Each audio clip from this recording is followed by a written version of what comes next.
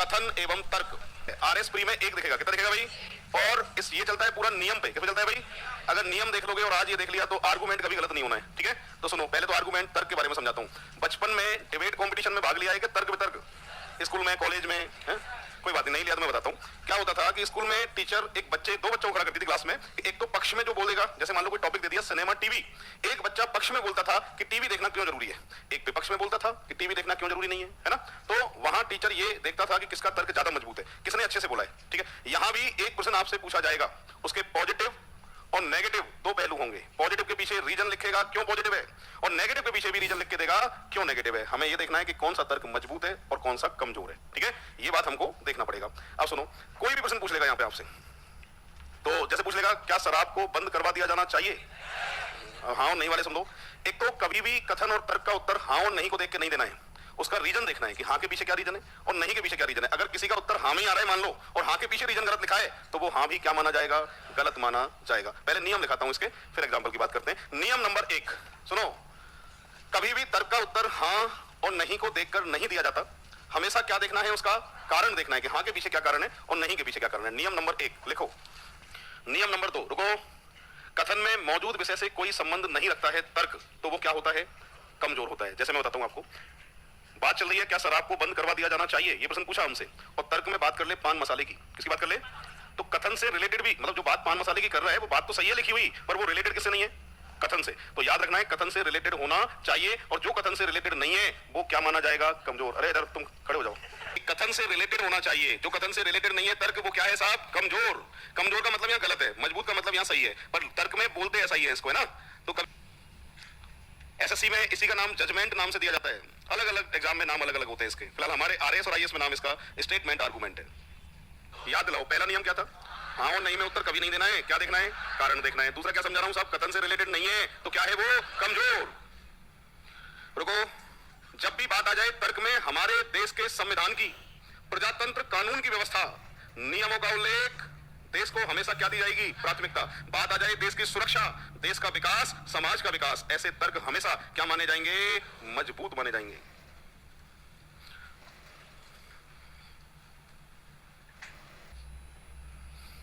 तो नियम बताए थे मैंने 5, अभी चल रहा है तीसरा। पहला नियम,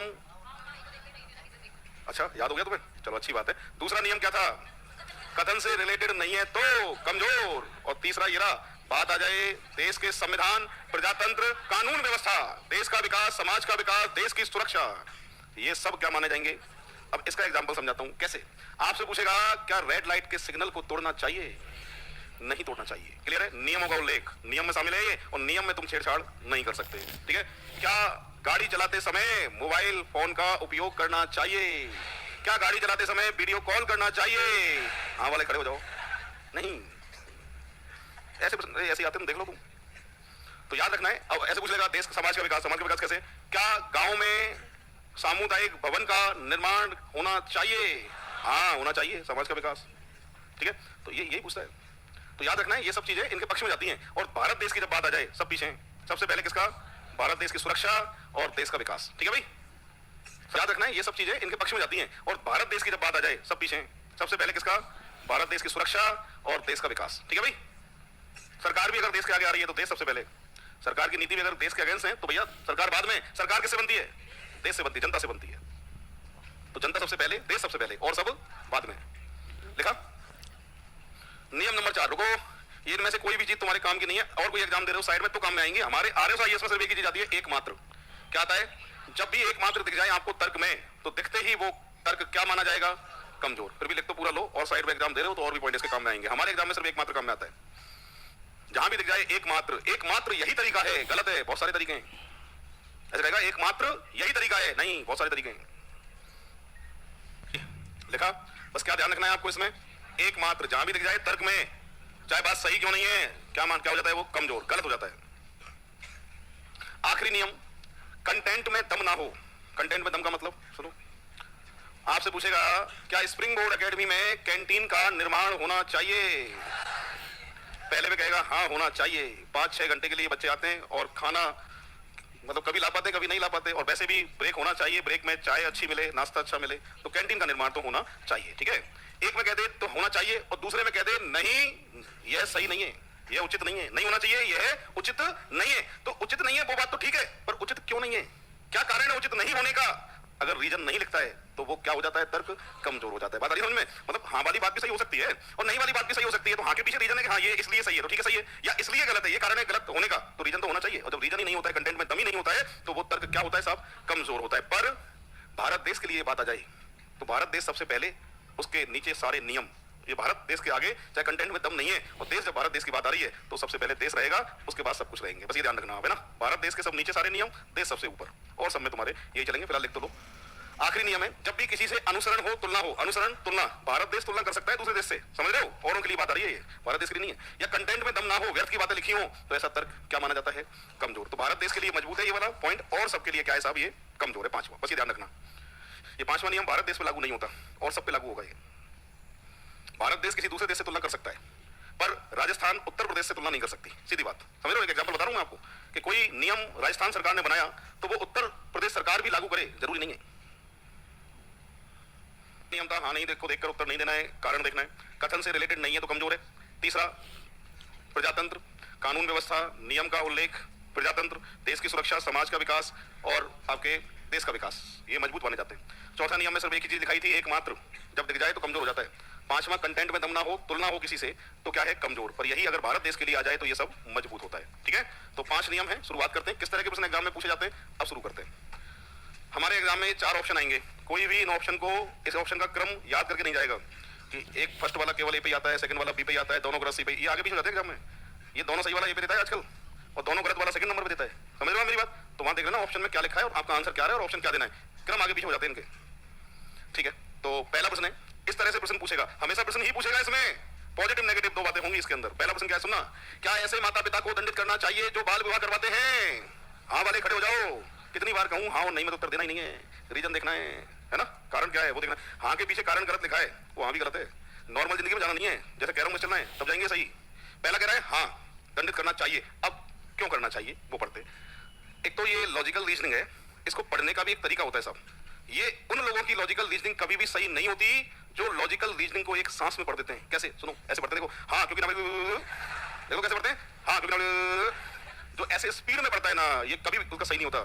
जिस तरीके से हम किसी भी चीज को समझ समझ के पढ़ते थे, याद करो, आपको लॉजिकल रीजनिंग को भी ऐसे ही पढ़ना है। इसको कम से कम 1 मिनट तो देनी है, जल्दबाजी में नहीं पढ़ना है। कैसे पढ़ना है मैं सिखाता हूं, देखिए। प्रश्न समझ में आ गया? ऐसे माता पिता को दंडित करना चाहिए जो बाल विवाह करवाते हैं, ये प्रश्न पूछ रहा है, क्या ऐसे माता पिता को, है ना। पहले में कह रहा है हाँ, अब हाँ के बाद थोड़ा सा रुकें, बाल विवाह की बात हो रही, कह रहा है हाँ दंडित करना चाहिए। अब आगे बढ़े, क्योंकि एक नाबालिग लड़की शारीरिक रूप से गर्भ धारण करने के लिए परिपक्व नहीं है। बात तो सही है, अरे बोलो सही है ना रीजन इसका, तो पहली बात सही है। दूसरा, नहीं करना चाहिए, अब नहीं के लिए भी रीजन लिख रहा है, उस पर विचार करेंगे हम, क्यों नहीं करना चाहिए दंडित। नहीं करना चाहिए क्योंकि यह प्रथा कई सदियों से चलती आ रही है। अरे गलत काम सालों से हो रहा है, जरूरी है आगे भी हो, तो ये वाला तर्क है कमजोर। मजबूत कौन सा है, केवल फर्स्ट नंबर। दूसरा, क्या शहरी शैक्षिक संस्थानों को दूर दराज के गांव में कक्षाएं लगानी चाहिए? क्या स्प्रिंग बोर्ड एकेडमी को आपके गांव में खुलना चाहिए? तो यही देख लो, शहरी शैक्षिक संस्था, अपनी संस्था मानिए स्प्रिंग बोर्ड एकेडमी, शहर मानिए जयपुर, दूर दराज के गांव, हमारा गांव खुलनी चाहिए। अरे सुनो, एक तो जयपुर शहर जयपुर ही मान रहा हूं मैं, और संस्था भी अपनी मान रहा हूं, ठीक है, स्प्रिंग बोर्ड एकेडमी। तो सुनना, आप ये बताइए, जयपुर शहर में आके और संस्था की फीस जमा करा के काम चल जाता है क्या? सिर्फ फीस जमा करा के नहीं चलता है। आपको अगर आपके अंदर कोई भी शौक नहीं है तो रहने का और खाने का कम से कम चाहिए 10,000, खूब बचाओगे, कम से कम है, तो रहने और खाने के कम से कम। और थोड़े बहुत शौक रख रहे हो, मोबाइल मेंटेन कर रहे हो, गाड़ी मेंटेन कर रहे हो, महीने के चाहिए 15,000। कितने चाहिए? 15,000। और अपने साथ में दूसरों के शौक पूरे करवा रहे हैं तो चाहिए बेटा 30,000। कितने चाहिए? 30, 15 तुम्हारे और 15 जिनके शौक पूरे हो रहे हैं उनके। अब बताओ, हर माता पिता की स्थिति इतनी मजबूत होती है कि तो अपने बच्चों को पढ़ाने शहर भेज दे। अरे बोलो, क्या उनका अधिकार नहीं है पढ़ने का? है। हमेशा याद रखना, अपने आप को देख के उत्तर नहीं देना होता है, पूरी जनता को देख के उत्तर देना होता है। जो बात तुम्हें सही लग रही है वो सबके पक्ष में है या नहीं है, ये आपको ध्यान में रखना पड़ेगा। ठीक है, तो पूरी जनता के लिए आप निर्णय दे रहे हो अपना, ये मान के चलें, खुद स्वयं तुम नहीं हो इसमें। पहला, हाँ खुल जाने चाहिए। उन छात्रों के लिए लाभदायक होगा जो पढ़ाई के लिए शहर नहीं जा सकते, बिल्कुल नहीं खुलने चाहिए। नहीं का रीजन क्या है, सुनना, यह वित्तीय रूप से व्यवहारिक नहीं है। मतलब तुम अपने गांव में पढ़ोगे तो पैसा नहीं दोगे, वित्तीय रूप से व्यवहारिक। बोलो, और छात्रों की संख्या कम होगी। बोलो, छात्रों की संख्या कम होगी क्या? देखो मेरी बात सुनो, छात्रों की संख्या कहीं कम नहीं होती, संस्था का नाम डिपेंड करता है, संस्था का नाम क्या है, संस्था ने रिजल्ट कितने अच्छे दिए और फैकल्टी कौन कौन है, ये तीन चीजें डिपेंड करती हैं। बच्चे कहीं भी कम नहीं होते। सुनो मैं बताता हूँ एग्जांपल, अगर मान लो आप सभी को अधिकारी बनना है, सर कोचिंग को चौमू में खोल दें और आपको अधिकारी बनना है, पढ़ने आओगे कि नहीं आओगे? बोलो आएंगे। अधिकारी बनना है, आपको लगता है रिजल्ट बहुत अच्छे दिए तो आप आओगे। शुरुआत सन 2013 में बुलाया था दिलीप सर ने मुझे, मैं मैथ्स रीजनिंग दोनों पढ़ाता था स्टार्टिंग में। 2013 में टोटल 6 मास्टर थे, दिलीप सर ही 5-6 सब्जेक्ट लेते थे। दिलीप सर ऑलराउंडर, तुम जानते, सारे सब्जेक्ट बहुत जोरदार तरीके से पढ़ाते थे, ठीक है। एक राजवीर सर थे, एक मांगीलाल चौधरी जनरल साइंस पढ़ाते थे, एक सर और थे, तो टोटल 6 फैकल्टी थे और एक नवीन जी संभालते थे मैनेजमेंट। तो उस टाइम बैच बनते थे 70, 80, 100, ठीक है। सर ने अच्छी मेहनत की, अच्छे रिजल्ट दिए, रिजल्ट के बाद में टीम को और बड़ा किया, ठीक है, और अच्छे रिजल्ट दिए। आज आंखों के सामने नजारा तुम देख रहे हो, एक बैच अनाउंस होता है फुल, ये रिजल्ट का मामला है। अधिकारी बहुत ज्यादा बने, समझ रहे हो मेरी बात को। टेस्ट सीरीज शुरू की 2015 में, और ज्यादा सिलेक्शन होना शुरू हो गए, टीम को और इकट्ठा किया और बड़ा किया और ज्यादा सिलेक्शन होना शुरू हो गए। तो मैं यही कह रहा हूं कि भैया बच्चे कहीं भी कम नहीं होते, डिपेंड करता है संस्था कितनी बड़ी है, रिजल्ट कितने अच्छे हैं और फैकल्टी कौन कौन है, उस पर डिपेंड करता है। तो यहां पर जो सेकंड वाला तर्क है वो क्या है, कमजोर है, मजबूत कौन सा है, फर्स्ट। क्वेश्चन नंबर 3 को आप सभी पढ़े एक बार, हो जाता है, एक ही शब्द ऐसा होता है, तो समझ के पढ़ना एक बार। ये कह रहा है क्या सरकारी नौकरी के लिए व्यक्तिगत साक्षात्कार भर्ती प्रक्रिया को हटा देना चाहिए इंटरव्यू को? फिर हाँ नहीं पा गए तुम, रीजन पढ़ो। पहला कह रहा है हाँ हटा दो। अब क्यों हटा दो? सुनो, इस प्रक्रिया द्वारा कुछ लोग गलत तरीके से पैसा कमाते हैं। कुछ लोग भैया, कुछ भ्रष्टाचारी हैं, बेईमान हैं तो रहेंगे, जो ईमानदारी से काम कर रहे हैं, इन कुछ की वजह से उनको भूल सकते हैं क्या? हाँ, सभी गलत तरीके से पैसा कमाते ऐसा कहता बंद कर दो। कुछ लोग गलत तरीके से पैसा कमाते, तो भैया कुछ तो रहेंगे। सुन लो मेरी बात। तो मैं कहना ये चाहता हूं कि इसका रीजन सही नहीं है, और जिसका रीजन सही नहीं हो, कारण सही नहीं होता है, तो वो तर्क कैसा होता है साहब? कमजोर होता है। दूसरा, नहीं करना चाहिए, क्योंकि व्यक्ति की ईमानदारी, आप ये बताइए इंटरव्यू से आज तक किसी ने किसी की ईमानदारी परखी है क्या? क्या ईमानदारी इंटरव्यू आधे घंटे, 1 घंटे, 2 घंटे में किसी की ईमानदारी परख सकते हो आप? नहीं, ईमानदारी परखी जाती है वक्त के साथ। तो कहना ये चाहता हूं कि योग्यता तो परख सकते हैं इंटरव्यू से किसी भी व्यक्ति की, आप क्या नहीं परख सकते साहब? ईमानदारी। तो ये गलत क्यों हो रहा है? ईमानदारी, ये इसके कारण से गलत हो रहा है।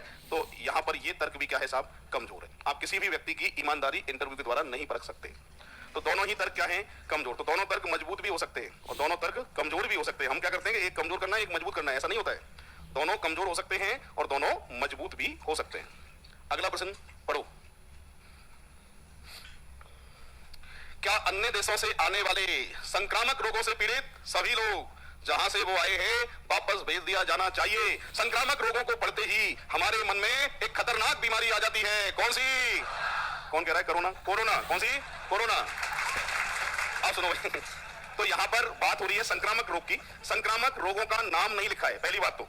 और मैं कोरोना भी मान लेता हूं, तो क्या उचित है जो आए हैं विदेशों से उनको वापस ही भेज दोगे? जहां से आए हो जाओ, संभव है ये बात? अगर ऐसा भारत देश करेगा तो भाई बाहर वाले भी भारत देश के लिए ऐसा करेंगे। बोलो सही कह रहा हूं। और संक्रामक रोग जुकाम भी होता है साहब, जुकाम भी होता है कि नहीं होता है? ये भी संक्रामक रोगों के अंतर्गत आता है। तो ठीक है, आप कुछ भी मान लीजिए। तो दोबारा से पढ़ रहा हूं, क्या अन्य देशों से आने वाले संक्रामक रोगों से पीड़ित सभी लोग जहां से भी आए हैं वापस भेज दिया जाना चाहिए? ये संभव नहीं है भाई।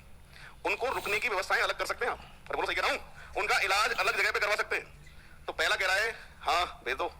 संक्रामक रोगों को रोकने का यही मैंने क्या कहा था, एक मात्रा जाए तो क्या हो जाता है? कमजोर हो जाता है। नहीं, ये उचित नहीं है ये। अरे सुनो, वैसे तो कमजोर है, कंटेंट मतलब नहीं है, पर बात किसकी है? भारत देश की साख की बात है ये। और जब बात देश की आ जाती है तो सब कुछ 5वां नियम बताया था, याद है? तो फिर क्या है ये? मजबूत है। क्यों? क्योंकि बात किसकी आ रही है इसमें? देश की आ रही है। क्योंकि भारत देश की स्थिति खराब होगी अगर वापस भेज देगा तो। हाँ, और किसी में अगर ये होता नहीं है, उचित नहीं है, नहीं है, जरूरी नहीं है, नहीं है, सही नहीं है, तो गलत, क्योंकि कंटेंट में दम नहीं है। पर देश के लिए सारी चीजें चलती है, ये ध्यान रखना इसका। क्या धूम्रपान को वर्जित किया जाना चाहिए? हाँ नहीं में उत्तर दे नहीं पाओगे तुम, कारण देख के उत्तर देना है। हाँ भाई, पहला कह रहा है हाँ कर दो, गलत है। रीजन क्या कह रहा है? सुनो, गलत है। लाखों रुपए धुएं में उड़ा दिए जाएं। पहली बात तो आदमी अपना उड़ा रहा है, और दूसरी बात ये कारण गलत है। अगर यूं कहता स्वास्थ्य के लिए हानिकारक है, कैंसर का कारण होता है, बिल्कुल सही है। पहला बात आ रही समझ में? मैं कह रहा हूं कि रीजन अगर गलत है ना, तो हाँ भी गलत और भैया नहीं भी गलत। तो ये रीजन सही नहीं है, लाखों रुपए धुएं में उड़ा दिए जाएं। इसकी जगह यूं कहता कि कैंसर का कारण बनता है, सही है। स्वास्थ्य के लिए हानिकारक है, तो भी सही है। तो रीजन सही नहीं होने के कारण क्या हुआ? ये गलत हुआ है। अच्छा, एक और बात आपको पता है कि टैक्स का पैसा तंबाकू पर गवर्नमेंट को बहुत आता है? बोलो। अच्छा, मैं एग्जांपल समझाता हूं। आज से 8-10 साल पहले की बात है। ये चलते थे पुड़िया गुटखा, जर्दा और गुटखा मिक्स में आते थे। मिक्स में क्या चाहते थे भाई? गवर्नमेंट ने बंद किए। माउथ कैंसर का सबसे बड़ा कारण जर्दा गुटखा। क्लियर है? कुछ दिन बंद रहे, गवर्नमेंट ने दोबारा चालू किए। कैसे चालू किए साहब? जर्दा अलग, गुटखा अलग, खाने वाले तो आज भी खा रहे ना मिला के। पहले 1 पुड़िया का टैक्स मिलता था गवर्नमेंट को, अब कितनी पुड़िया का मिल रहा है? 2 का। फायदा जनता का, गवर्नमेंट का। बात आती है गवर्नमेंट की, तो गवर्नमेंट अपना काम भली भांति पूरा कर रही है, एक भयानक सी फोटो छापती है, मत खाओ, मत पियो, मर जाओगे, गिर जाओगे, सड़ जाओगे। अरे कर रही नहीं कर रही है। और तुमने देखा होगा टीवी में आता है मुकेश, सुनीता आती है ना, अरे आता नहीं आता है। तो सरकार अपना काम भली भांति पूरा कर रही है, पर टैक्स का पैसा, समझ रहे हो मेरी बात? और टैक्स का पैसा कहाँ काम आता है? देश के विकास में काम आता है, बीपीएल लोगों के काम आता है, जिनकी स्थिति नहीं है, सब्सिडी के काम आता है। समझ रही मेरी बात? तो यहां देखो, सेकंड, नहीं करना चाहिए, बंद। अब नहीं का रीजन क्या है वही पढ़ लेते। इससे तंबाकू कंपनी के हजारों कामगार के रोजगार खत्म हो जाएंगे। ये बात क्या है? सही, क्योंकि हमेशा क्या देखना होता है? रीजन। ये देखो, मैं अभी भी कह रहा हूं, नॉर्मल जिंदगी में बिल्कुल मत जाइए आप, लॉजिकल रीजनिंग में आपको ध्यान देना है। कथन तर्क चल रहा है तो आप कथन पे फोकस करिए, हाँ नहीं में उत्तर देना ही नहीं है। रीजन बताएगा किसको सही करवा रहा है एग्जामिनर और किसको गलत करवाना चाहता है। तो सही कौन सा है? सेकंड। छठा नंबर पढ़िए, इसका आंसर आपसे पूछूंगा जब बताना है। तो ये कह रहा है क्या विद्वान श्रमिक कानून मालिकों के पक्ष में बदलाव करने चाहिए? पहली बात तो देखिए, ये कानून कब बना था मैं बताता हूं आपको। पहले क्या था कि मालिक जो है मजदूरों से अनचाहा लाभ उठाते थे, मतलब 12-12, 13-13 घंटे नौकरी करवाते थे और पेमेंट उतना सही देते थे। ये नियम बना कि 8 घंटे से ज्यादा आप मजदूरी नहीं करवा सकते किसी भी मजदूर से, ठीक है? अगर मजदूरी करवाना चाहते 8 घंटे से ज्यादा, तो आप उस मजदूर को ओवर टाइम दीजिए, उसमें भी मर्जी मजदूर की रहेगी। पर पहला क्या कह रहा है सुनो, तो कोई कमी नहीं दिख रही मुझे कथन में। जब कमी नहीं दिखती है तो नियम वो सही रहता है, कहना ही चाहता हूं। और अगर उसे नियम को कमजोर करना होता है तो उसकी कमी कथन में लिख के देता है। पहला, हाँ मतलब मालिकों के पक्ष में कर दो, हाँ, क्योंकि विद्वान श्रमिक कानून कर्मचारियों की अपेक्षा अधिक संरक्षण देता है, जिससे उत्पादकता में कमी आती है। गलत है भाई, कमजोर नहीं। इससे मालिक कर्मचारियों से अनुचित लाभ उठाएंगे। रीजन क्या बता रहा है? जैसे पहले श्रमिक कानून लागू नहीं था तब लाभ उठाते थे। तो ये तर्क क्या है? मजबूत है। पढ़ो एक बार पूरी क्लास। कोई भी देश परमाणु शस्त्रों का निर्माण क्यों करता है? अपनी सुरक्षा के लिए करता है। तो आपसे पूछ रहा है क्या भारत को अत्याधुनिक परमाणु शस्त्रों के निर्माण को प्राप्त करना चाहिए? निर्माण की बात कर रहा है, सिर्फ निर्माण की। पहला कह रहा है हाँ, भारत के शत्रु स्वयं के हथियारों में निरंतर सुधार ला रहे हैं। बोलो, तो ये बात सही है। नहीं, मैंने कहा था ना, तुलना भारत देश कर सकता है साहब, भारत देश तुलना कर सकता है। नहीं, ये हमारे विश्व शांति बनाए रखने के नीति के विपरीत होगा। आप बताइए, चलाना नीति के विपरीत है या निर्माण नीति के विपरीत है? चलाना। बात किसकी है? निर्माण की। तो ये बात क्या है? कमजोर। इसको पढ़ो।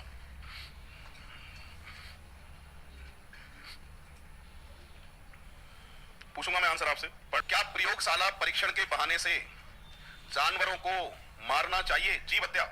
जीव हत्या सही है या गलत है? गलत है। एक तो याद रखना, लॉजिकल रीजनिंग में अपने आप को एक ईमानदार व्यक्ति, सज्जन व्यक्ति, देशभक्त, अहिंसा का समर्थन करने वाला मानते हुए ही उत्तर देना है। 4 चीजों का ध्यान रखना लॉजिकल रीजनिंग में। कौन कौन सी? कि तुमसे बड़ा ईमानदार और कोई नहीं है, तुमसे ज्यादा अहिंसा का समर्थन करने वाला और कोई नहीं है, चाहे तुमने जीवन भर करिए अहिंसा, यहां समर्थन क्या करोगे साहब? अहिंसा का। क्लियर है? देशभक्त और आपकी बताया कि सज्जन व्यक्ति, आपके बराबर और कोई नहीं है। तो आ जाओ, जीव हत्या गलत है, ठीक है? वो भी किसके लिए? प्रयोग के लिए। पहला कह रहा है हाँ मार दो, प्रचुरता में उपलब्ध है। अरे कोई संख्या में ज्यादा है तो मार दो, काट दो, सही है क्या? सुनो, आज से 20 साल पहले बायोलॉजी 11-12 मेढक पकड़ के लाते थे, मेढक को लाते थे और मेढक के पेट को काटते थे। तो कहते थे भाई, जो जो चीज नहीं देखनी थी उनको भी देखते थे, और उस मेढक को सिलके खुद ही सिलके छोड़ देते थे। भैया 11-12 वाले डॉक्टर तो है नहीं, सीख ही रहे। अरे बोलो, डॉक्टर है नहीं और तुम खुद ही उसके पेट को काटोगे, खुद ही टांके लगाओगे और उसको छोड़ दोगे, जा क्या होगा उस मेढक का? तुम बताओ। अरे मरना भी 2 तरीके का होता है, एक साथ मार दो काम खत्म। वो तड़प तड़प के मरता था, गवर्नमेंट ने बंद करवा दिया है आजकल, डायग्राम पे समझाया जाता है, सुनो, और एक ही मेढक पे बार बार प्रयोग करके दिखाया जाता है। तो आजकल जीव हत्या खत्म, ठीक है? तो पहला कमजोर। दूसरा, नहीं करना चाहिए, जानवरों को नहीं मारना चाहिए, क्योंकि हम जीवन के हर मोड़ पे किसका समर्थन करते आए हैं? चाहे तुमने जीवन भर करिए हिंसा, समर्थन किसका करोगे? अहिंसा का। तो हमेशा सोच को यहाँ पॉजिटिव रखना पड़ता है, लॉजिकल थिंकिंग का ध्यान रखना, मेरी बात है ना? क्या कोई भी प्रतिष्ठित व्यक्ति, ये असावधानी है बेटा, अज्ञानतावश, असावधानी मतलब अनजाने में, एक तरह से ये मान लो अनजाने में या असावधानी मान लो, कोई भी प्रतिष्ठित व्यक्ति जो असावधानी या अज्ञानतावश या अनजाने में अपराध करता है, उसके साथ कानून को विशेष व्यवहार करना चाहिए। पहले तो ये बताओ, जानबूझ के हो अपराध या अनजाने में हो अपराध? अपराध होता है। एक्सीडेंट वाले केस अलग है, एक्सीडेंट को शामिल मत करिएगा। जैसे 2 कारें हाईवे पे जा रही थी, आपस में टकराई, एक व्यक्ति बैठा हुआ पहुंच गया कहां? प्रशासन ये कहता है, सरकार ये कहती है, नियम ये कहते हैं कि अगर तुमने किसी को टक्कर मार दी है तो प्रशासन आने तक वहीं बने रहे, आपका अपराध नहीं माना जाएगा, और वहां बने रहते हैं तो जनता वैसे ही मार देती है। तो बोलो, नियम यही है कि अगर तुमने किसी को हिट कर दिया है तो प्रशासन आने तक वहीं बने रहे, अपराध नहीं माना जाएगा, और वहां बने रहते हैं तो जनता। फिलहाल एक्सीडेंट के केस अलग है, वो अलग चलते हैं ना, ये नॉर्मल अपराध है जो चलते हैं, उनकी बात हो रही है ये, ठीक है। तो पहला कह रहा है कि हाँ, विशेष व्यवहार करना चाहिए जो अज्ञानतावश अपराध करते हैं, क्योंकि प्रतिष्ठित व्यक्ति द्वारा किया गया अपराध जानबूझकर नहीं होता, गलत है, अपराध अपराध होता है। ये अभी पूछा है इसी बुकलेट से उठा के, ये तुम्हारा राजस्थान पुलिस एसआई 2021 में ये भी सुनाया, देख लेना। दूसरा कह रहा है नहीं, हमारी नीति है कानून के सामने सभी क्या हैं, तो ये वाली बात क्या है, सही सही कौन सा है? केवल म्यूचुअल फंड के बारे में जानते हो तुम? अरे म्यूचुअल फंड के बारे में जानते हो ना, वो चल रहा है ना आजकल व्हाट्सएप पे कि पहले मैं किराए के मकान में रहता था, पहले मैं किराए के मकान में रहता था, मैंने मकान मालिक को किसमें डाल दिया, शेयर मार्केट में, अब मेरा मकान मालिक भी खुद किराए पे रहता है। तो चलो देख लो, क्या म्यूचुअल फंड क्या म्यूचुअल फंड को सरकार के अधीन लाना चाहिए? अरे जोखिम होता है, क्या होता है भाई, जो कर सकता है वही कर सकता है, कोई थोड़ा कर सकता है। क्या म्यूचुअल फंड को सरकार के अधीन लाना चाहिए, ऐसा पूछ रहा है ना। पहला कह रहा है हाँ लाना चाहिए, ये क्या कहा था मैंने, देखते ही खत्म, बहुत सारे तरीके हैं। नहीं, सरकार इसे संभाल नहीं पाएगी, गलत है, संभालना चाहे तो संभाल सकती है। तो दोनों बातें क्या है साहब, कमजोर। अब सुनो, क्या सरकार को निजी प्रयोग के लिए कारों के रजिस्ट्रेशन को पूरे देश में तत्काल प्रभाव से रोक दिया जाना चाहिए? अरे बात समझ आई तुम्हारे, कारों के रजिस्ट्रेशन की बात कर रहा है, तुरंत प्रभाव से रोक दिया जाना चाहिए। पहला कह रहा है नहीं, सरकार को ऐसा करने का प्राधिकार नहीं है, अधिकार नहीं है। बोलो, अरे जब नोट बंद करवा सकती है, नोट कार कहीं अड़ती है क्या? अरे सरकार को हल्के में ले रहे हो तुम, सरकार है, करेगी नहीं ऐसा, चाहे तो कर सकती है, सरकार है, ये तो कहते अधिकार ही नहीं है। अरे अधिकार है, सरकार है। हाँ, भारत के बड़े शहरों की सड़कों पर भीड़ कम करने का यही बहुत सारे तरीके हैं, दिल्ली में शुरू हुए थे भीड़ कम करने के, कौन से, ऑड इवन, तो बहुत सारे तरीके, यही तरीका थोड़ा कारों का रजिस्ट्रेशन रोक दीजिए। बोलो, तो दोनों ही तर्क क्या हैं? तो आज देखो मेरी बात सुनो, घर पे मन नहीं लगे, इनके आगे वाले प्रश्न को देख लेना। सचिन और अंजलि एक दूसरे से सूर्यास्त के पहले, सूर्यास्त की बात कर रहा है तो सूरज किधर होता है भाई, है पश्चिम में, बना दूं पहले ही, लो साहब, सूर्यास्त की बात हो रही है, पश्चिम में सूरज रहेगा ना। सूर्यास्त से पहले रेलवे प्लेटफॉर्म क्रॉसिंग पर आमने सामने बात कर रहे थे। सुनो, ये कह रहा है यदि अंजलि की छाया बिल्कुल सचिन के बाईं ओर थी, मैंने कहा था दाएं बाएं छाया की बात करें, तो फॉर्मेट बताया था, याद है आपको? ऐसे एक अंजलि, दो कौन है, एक सचिन, पता नहीं है किसका मुंह, नहीं कौन कौन सा है ये पता नहीं है, और विपरीत दिशा में पड़ेगी छाया, रेलवे क्रॉसिंग पे ही है ना। अब कंडीशन पूरी होनी चाहिए, या तो आंसर आएगा उत्तरी आएगा दक्षिणी, तो तुम्हें ही पता है ना, तुम्हारे समझ में आ रहा है? ठीक है। अब कह रहा है कि यदि अंजलि की छाया बिल्कुल सचिन के बाईं ओर थी, किसके बाईं ओर थी, सचिन के, तो किसको पकड़ना है, अंजलि वाले खड़े हो जाओ, सचिन को। अरे जब सचिन की छाया, सचिन की बात कर रहा है कि सचिन के किधर पड़ रही है छाया, पर अंजलि की रही है, पर सचिन की बात हो रही है ना। दोबारा सुनो, यदि अंजलि की छाया बिल्कुल सचिन के बाईं ओर पड़ रही है, सचिन को लेते हैं, अगर सचिन को इसे मान लेते हैं तो सचिन का बायां किधर है, इधर, सही है भाई, कोई छाया है क्या इधर, नहीं है, तो भाई सचिन तो ये सही बैठेगा, और ये सही कौन बैठेगी, अंजलि। अब देखो सचिन के बाईं ओर छाया पड़ रही है, इधर ही छाया पड़ रही है ना सारी सारी, तो आपसे पूछा गया है, तो बताइए सचिन किस दिशा की ओर मुख करके खड़ा है, कहां है सचिन का मुंह, दक्षिण में। आज ऐसा चैप्टर शुरू करेंगे होमवर्क ना मिले,